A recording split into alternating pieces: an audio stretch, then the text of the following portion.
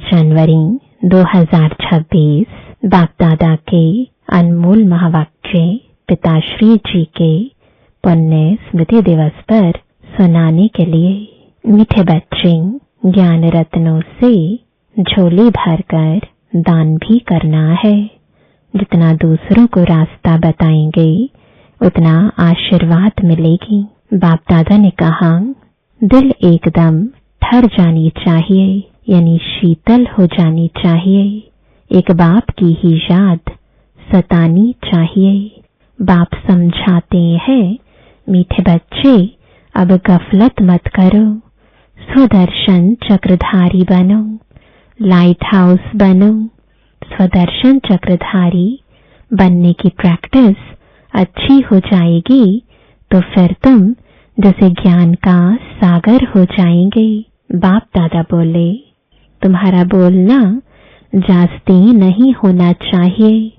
आत्म अभिमानी हो, थोड़ा भी समझाएंगे तो तीर लगेगा। बाप कहते हैं, बच्चे बीती सो बीती, अब पहले अपने को सुधारो। खुद याद करेंगे नहीं, दूसरों को कहते रहेंगे, यह ठगी चल ना सके। अंदर दिल जरूर खाती होगी। यह 5 तत्वों का बल आत्मा को खींचता है, इसलिए शरीर छोड़ने की दिल नहीं होती है। नहीं तो इसमें और ही खुश होना चाहिए। पावन बन शरीर ऐसे छोड़ेंगे जैसे मक्खन से बाल, तो शरीर से सब चीजों से ममत्व एकदम मिटा देना है। इससे हमारा कोई कनेक्शन नहीं।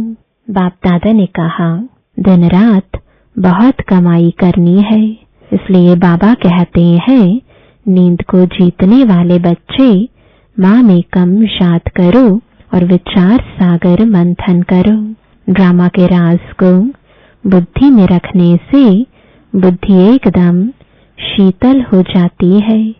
जो महारथी बच्चे होंगे वह कब हिलेंगे नहीं। बाप दादा बोले, शक्ल बहन की होते भी दृष्टि आत्मा तरफ जाए, शरीर पर दृष्टि बिल्कुल ना जाए। इसमें बड़ी मेहनत है।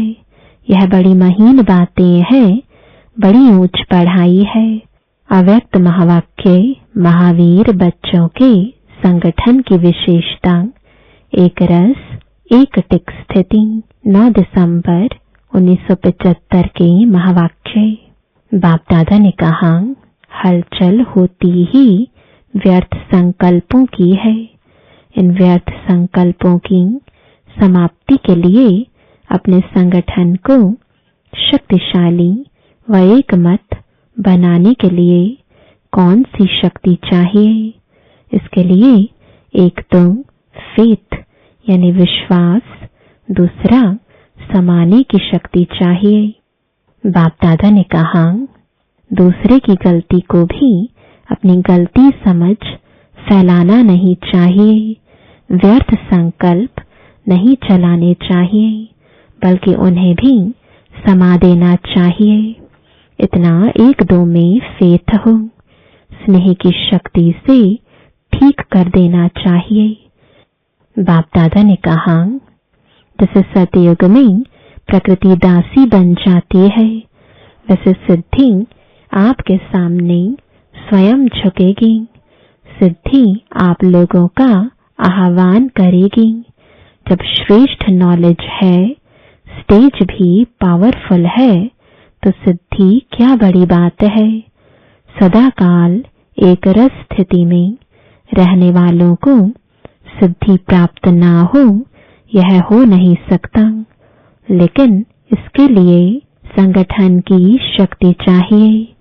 आप ब्राह्मण बच्चों की आपस में संपर्क की भाषा भी अव्यक्त भाव की होनी चाहिए। जैसे फरिश्ते अथवा आत्माएं आत्माओं से बोल रही हैं, किसी की सुनी हुई गलती को संकल्प में भी स्वीकार न करना और न कराना ही चाहिए। वरदान है, व्यक्त में रहते अव्यक्त फरिश्ते रूप का साक्षात्कार कराने वाले सफेद वस्त्रधारी और सफेद लाइटधारी भव। जैसे अभी चारों ओर यह आवाज फैल रहा है कि यह सफेद वस्त्रधारी कौन है और कहां से आए हैं, ऐसे अब चारों ओर फरिश्ते रूप का साक्षात्कार कराओ। इसको कहा जाता है डबल सेवा का रूप। जैसे बादल चारों ओर छा जाते हैं, ऐसे चारों ओर फरिश्ते रूप से प्रकट हो जाओ। जहां भी देखें तो फरिश्ते ही नजर आए।